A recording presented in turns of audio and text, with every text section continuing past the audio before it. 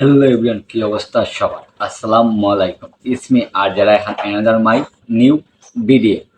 So গত কিছুদিন আগে আমি একটা ভিডিও দিয়েছিলাম যে আমি কেন ফেসবুক থেকে চলে গেছিলাম, মানে অনলাইন প্ল্যাটফর্ম থেকে, মানে এই মিডিয়া প্ল্যাটফর্ম থেকে আমি কেন চলে গেছিলাম সেটা আমি একটা ভিডিওর মাধ্যমে বলবো। তো রিসেন্টলি আজকে সেই ভিডিওটা করার জন্য আমি আজকে আপনার সামনে হাজির হয়েছি আর কি। তো একে একে আমি মানে একে একে আমি সব কিছু খুইলা বলতেছি আপনাদেরকে।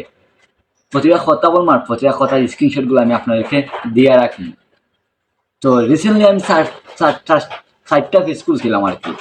মানে আমার যখন সর্বপ্রথম পেজ চালাতে হঠাৎ করে মানে পেজটা মানে গায়েব হয়ে যায়, মানে ফেসবুক থেকে পেজটা গায়েব হয়ে যায়।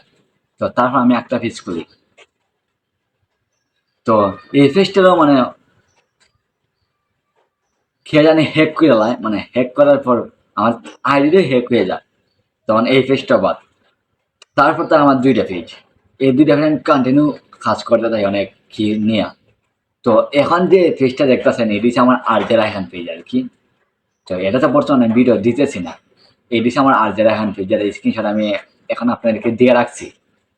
তো এইটাতে প্রায় 6,000 ফলোয়ার ছিল, প্রায় 1 লক্ষর মতন ভিডিওর ওয়াচ টাইম ছিল। তারপর কি দিয়ে দিল, কন্টেন্ট মেনটেন পলিসি ইস্যু দিয়ে দিল।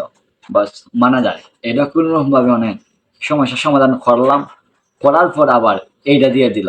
মানে যখন আমি মোটিভেশন নয় অ্যাপ্লাই করলাম, তারা আমাকে মানে রিজেক্ট করে দিল।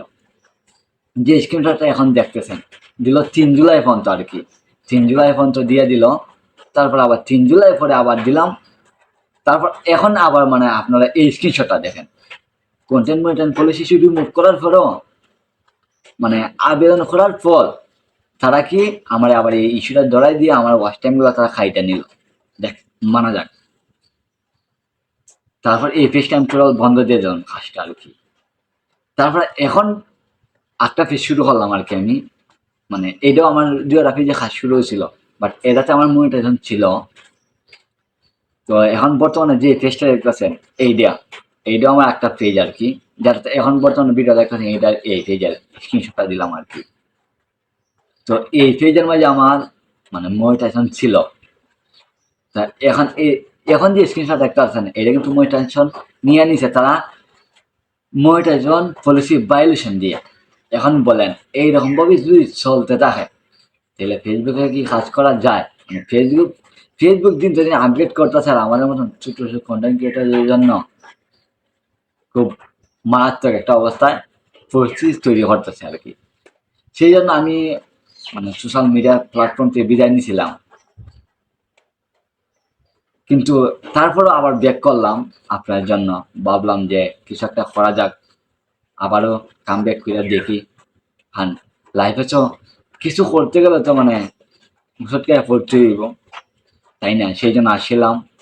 তো আমার কিছু মানে অনলাইনে আসার পর মানে ভিডিও করার পর কিছু মানে ক্লোজ কিছু বন্ধু বান্ধব হয়েছে, মানে ভাইয়া, বিশেষ করে ভাইয়ার আপুরা আমার পার্সোনাল ইনবক্সে তারা মেসেজে বলতেছে, ভাই আপনি আবারও কাম ব্যাক করেন, আবারও কাম ব্যাক করেন, দেখবেন ইনশাল্লাহ কিছু হইব সেই জন্য আর কি।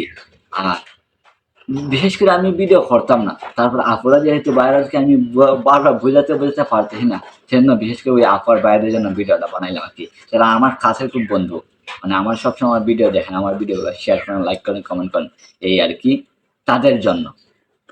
তো তাদেরকে আমি এই ভিডিওটা করার উদ্দেশ্যই তাদেরকেও বুঝাইতে পারি, আমার অডিয়েন্স গুলাদেরকে আমি বুঝাইতে পারি। তো আজকে এই পর্যন্ত ছিল ভিডিওটা। তো সবাই ভালো থাকবেন, সুস্থ থাকবেন, দেখা হবে পরবর্তী কোনো ভিডিওতে। আল্লাহ হাফিজ।